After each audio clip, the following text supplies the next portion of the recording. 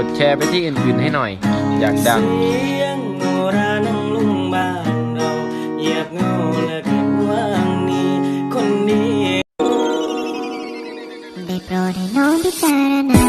ผู้ชายคนนี้ด้วยนะที่ไม่เคยจะมีอะไรดีจากใจตรงนี้พี่ให้น้องต้องเสียใจ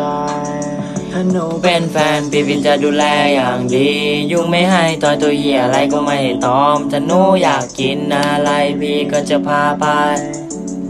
แต่ว่าตังค์พี่ไม่ค่อยมี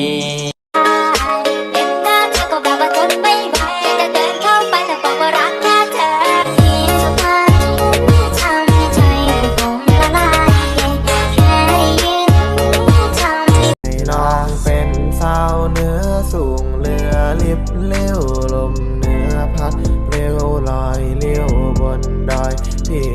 ดูบอกแฟนมึงไว้มิดยูแกงไม่แกงก็มาเช็คดูบอกตัวเล็กเหมือนเป็นกัดจู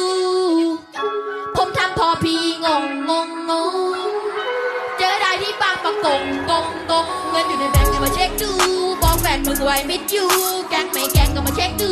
บอกตัวเล็กเหมือนเป็นกัดจูเธอคือนางฟ้าที่เดินบนดินในคนอย่างเราจึงมีสิทธิ์มากมายหน้าตาไม่ใสไม่โดนใจคนอย่างเธอ